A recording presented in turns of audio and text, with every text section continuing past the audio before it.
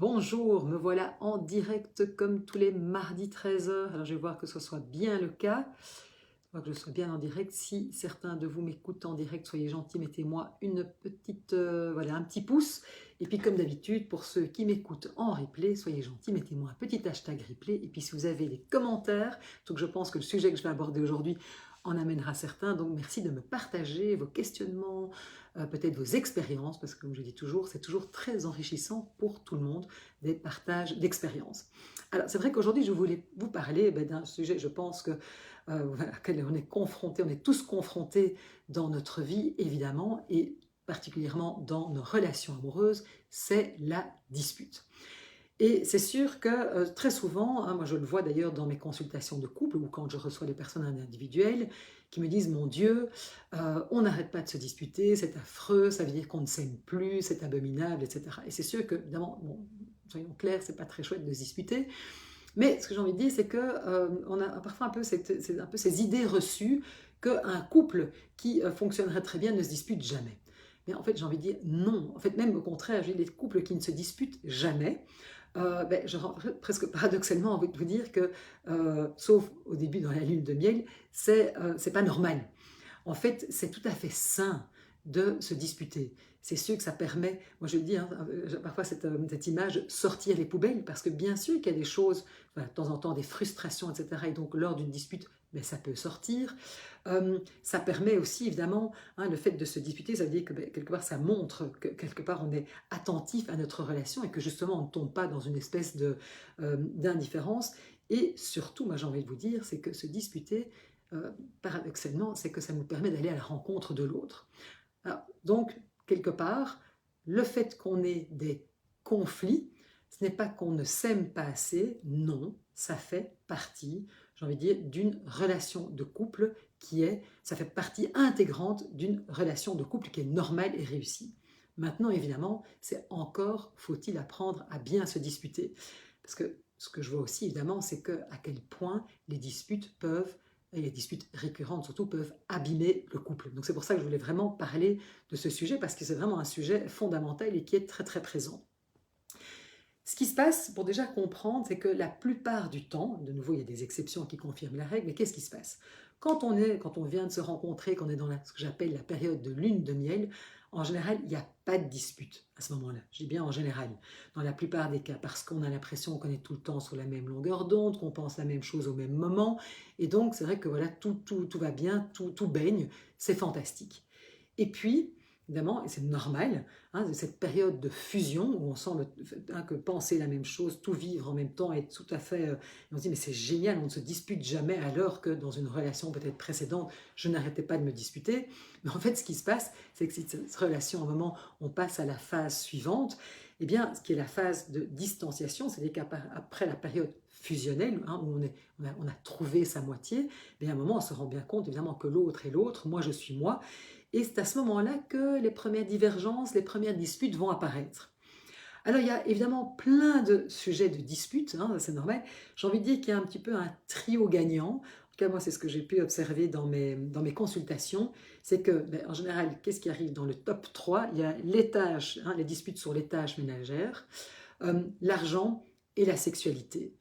Euh, la famille d'origine, souvent la place qu'elle va prendre, ça peut aussi être un sujet. Et puis évidemment, ce qui se passe aussi, c'est l'arrivée des enfants. C'est clair que ça vient, et je le vois tout le temps voilà, dans les couples que j'accompagne. C'est vrai que l'arrivée des enfants vient bouleverser l'équilibre. D'ailleurs, beaucoup de couples me disent, mais c'est dingue, avant que les enfants n'arrivent, on ne se disputait jamais.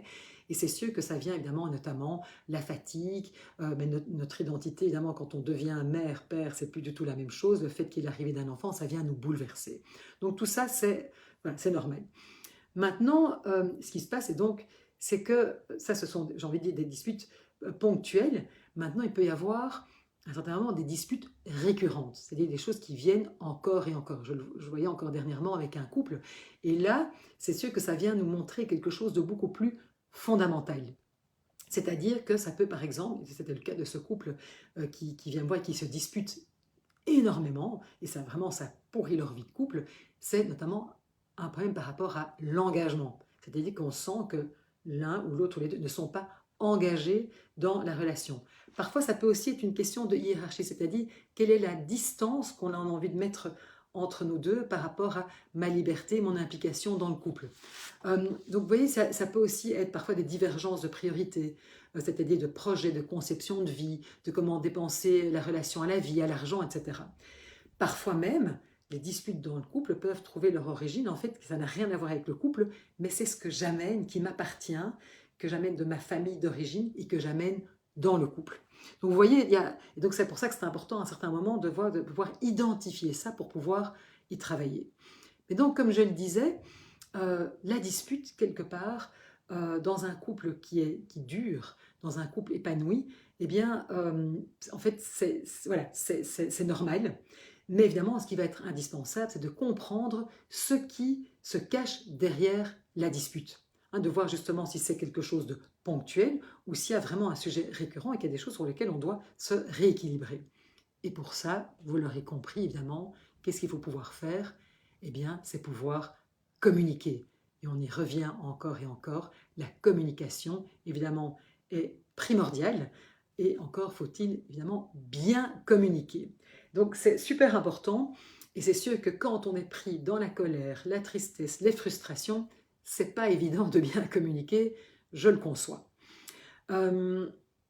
Pourtant, et ça moi j'en suis convaincue, et c'est vraiment ce que je m'emploie à faire, que ce soit en individuel ou avec les couples qui viennent me consulter, c'est que c'est vraiment possible de pouvoir transformer un conflit en une opportunité d'approfondir le lien et de mieux comprendre l'autre et du coup d'avoir une relation qui est beaucoup plus satisfaisante, beaucoup plus profonde. Parce que pour moi, une dispute, ça peut rapprocher les partenaires, mais évidemment pour ça, encore, il faut faire attention à certains fondamentaux. Parce que ce que je vois malheureusement, comme on ne se dispute pas bien, eh bien, c'est que plutôt que de nous rapprocher, alors que moi je suis convaincue que ça peut rapprocher les partenaires, avoir une relation beaucoup plus profonde, mais souvent la façon dont on va se disputer va évidemment nous abîmer et abîmer la relation.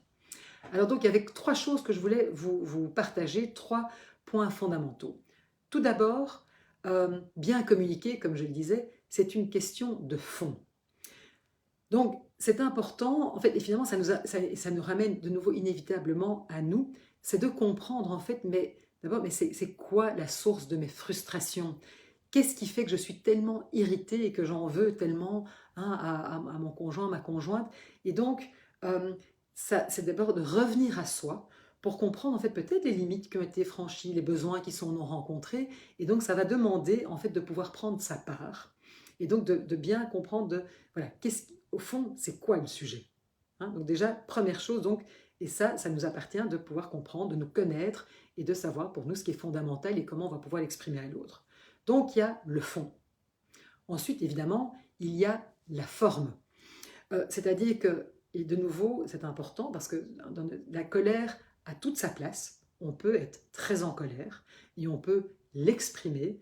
Maintenant, évidemment, c'est comment va-t-on l'exprimer? C'est clair qu'on peut être en colère et la colère a toute sa place. Par contre, il est évidemment fondamental qu'il n'y ait pas de violence ni physique ni verbale.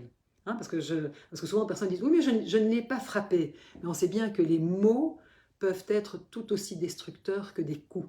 Et donc c'est sûr que quand on arrive avec des choses qui sont le dénigrement, le mépris, l'accusation systématique, tout ça, évidemment, ça n'a à faire qu'envenimer la situation et ça laisse des blessures, ça vraiment, je vous le dis, ça laisse des blessures terriblement profondes. Et parfois des mots peuvent laisser des blessures encore plus profondes que des coups. Donc ça, c'est vraiment important.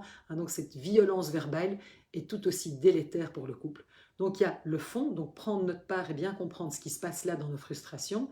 Il y a évidemment la forme. Ce qu'il y a aussi, et ça, on en a, et donc évidemment, quand je parle de la forme aussi, c'est tout ce qui est communication non violente, etc. Et donc ça, j'en ai déjà souvent parlé. Maintenant, le troisième point, et ce dont on est souvent moins conscient, c'est que communiquer, c'est aussi une question d'intention. Et en fait, on voit bien que le drame, souvent, c'est qu'on est dans quelque chose de gagnant-perdant. C'est-à-dire que, en fait, tout le monde a le droit de ne pas être d'accord et de ne pas avoir le même point de vue que l'autre. de se sentir frustré, insatisfait, de ne pas avoir les mêmes envies, les mêmes projets, etc.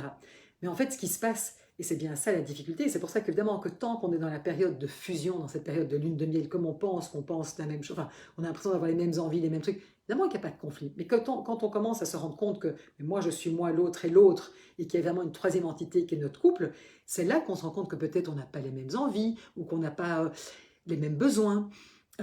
Et donc là, évidemment, ce qui se passe, c'est que, en fait, plutôt que de pouvoir comprendre que l'autre est autre, on veut ramener l'autre à notre point de vue. Et donc, on ne se bat pas pour, en fait, quelque part se faire entendre, mais on se bat pour avoir raison. Et c'est bien là toute la difficulté. Et c'est vrai qu'on peut identifier 3 styles, hein, j'ai envie de dire, de combattants. Il y a évidemment ceux qui évitent le conflit. Hein, ça arrive très souvent, c'est qu'on évite le conflit. Et donc, du coup, on n'est pas du tout d'accord, mais on préfère se taire, quitter la pièce, plutôt que de débattre du problème. Donc ça, évidemment, qu'est-ce qu'on fait? Et ça, j'ai encore vu le cas avec un couple dernièrement. C'est-à-dire qu'eux ne se disputaient jamais. Ils étaient tous les deux, ils ne supportaient pas le conflit, ni l'un ni l'autre. Et donc, pendant des années, ils ont mis tous leurs différends sous du tapis. Jusqu'au jour où un des deux, ça n'a plus du tout été, et a dit, mais moi, je pars. Mais horrible pour l'autre, parce que ça n'a jamais été discuté. Vous voyez, donc ça, c'est terrible. Donc, on évite le conflit. Il y a ceux qui, quelque part, valident le conflit. C'est-à-dire qu'ils se rendent bien compte qu'il y a un problème, mais ils vont très vite se dire, bon voilà, il y a un problème, mais on le met tout de suite de côté et je vais trouver moi-même ma solution. Donc, de nouveau, on n'en parle pas, on n'en débat pas. Et puis, il y a ceux qui sont plutôt dans la véhémence, c'est-à-dire qu'il y a un conflit et je vais m'exprimer et je vais m'énerver et je vais être passionné et je veux prouver que j'ai raison et on va être dans le fight. Ce que vous aurez compris dans ces 3 types, hein, j'ai envie de dire, de combattants, entre guillemets, c'est que le conflit, soit dans le premier cas, il est évité, on l'évite, dans le deuxième cas, on le nie, et dans le troisième cas, on l'envenime. Et donc, vous aurez bien compris que ça ne fonctionne pas. Parce qu'ici, vous voyez, c'est qu'on se bat non pas pour, quelque part, résoudre le conflit, on va se battre pour gagner. Et donc, quand on se bat pour gagner, inévitablement, il y en a un qui gagne et il y en a un qui perd. Et donc, dans ce cas-là, tous les coups sont permis, ça envenime la situation, ou alors on ne fait rien, mais comme si on ne fait rien, hein, à force de ne rien faire, de toute façon, parce que certains pensent que si je ne fais rien, ça va s'arranger tout seul. Ça, malheureusement, non, ça ne va pas s'arranger tout seul. Et donc, c'est clair que, ce que je dis, c'est que les conflits, en fait, ils n'ont pas besoin, quand je dis les conflits, ça peut être de discorde, hein, quand je parle, souvent on pense conflit, ça peut être quelque chose d'énorme, mais ça peut être le fait qu'on ne soit pas d'accord sur quelque chose, et donc c'est un conflit quelque part. Donc, ils n'ont pas besoin d'être résolus, en fait, ils ont besoin d'être gérés. Et donc, comme je vous disais, plutôt que de vous battre pour gagner, j'ai envie de dire, battez-vous pour comprendre, parce que l'autre, il n'est pas moi. Et si on a eu l'illusion au début de notre relation que l'autre, c'était moi et qu'on pensait la même chose, bien sûr que non, l'autre, c'est l'autre et moi, c'est moi. Et donc, c'est pour ça que je le disais, à partir du moment où on peut, le conflit va, si on le gère convenablement, de manière, j'ai envie de dire, positive, en faisant attention justement aux 3 points que je vous ai dit, c'est que ça va être une opportunité justement de pouvoir mieux aller à la rencontre de l'autre et de se sentir, in fine, quand on comprend mieux l'autre, mais pour ça il faut pouvoir être curieux, eh bien on va pouvoir, vous allez voir, ça va permettre de nous rapprocher. Et ce que je vous invite à faire, c'est de lire mon dernier article sur mon blog, hein, ostavi.de, où justement je vous partage les travaux de 2 thérapeutes de couple, Julie et John Gottman, qui sont des thérapeutes qui ont travaillé énormément justement en observant des couples et la façon dont ils se disputaient, et ils ont pu développer une série justement de questions à se poser de manière à ce que le conflit puisse nous permettre de mieux connaître l'autre et de nous rapprocher et d'avoir beaucoup plus, une meilleure relation de couple, beaucoup plus d'intimité, beaucoup plus de connexion. Et je vous invite à découvrir ça. Je vais mettre également donc le lien ici en dessous de la vidéo, comme ça vous aurez accès directement à cet article, vous allez voir. Je serais vraiment curieuse, dites-moi voilà, si vous l'avez lu, ce que vous en pensez, essayez de l'appliquer, parce que ça peut, alors moi ici j'ai parlé du couple, mais évidemment ça peut fonctionner avec nos enfants, ça peut fonctionner dans nos relations professionnelles, parce qu'évidemment on est amené à un certain moment à ne pas être d'accord et avoir des choses qui peuvent nous frustrer, nous agacer, etc. Et donc en quelque sorte, à devoir résoudre un conflit. Voilà, je serais curieuse d'avoir vos commentaires. Dites-moi, peut-être dites-moi aussi comment vous faites pour gérer un conflit, dans quel style de combattant vous avez tendance à vous trouver, sachant que malheureusement, vous le voyez bien, c'est pas ça qui va aider à pouvoir rencontrer l'autre et trouver des solutions qui soient gagnant-gagnant, du win-win. Hein, c'est vraiment ça qui est important, hein, de se dire, et vraiment retenez ça, hein, essayez le conflit, il est là pour comprendre.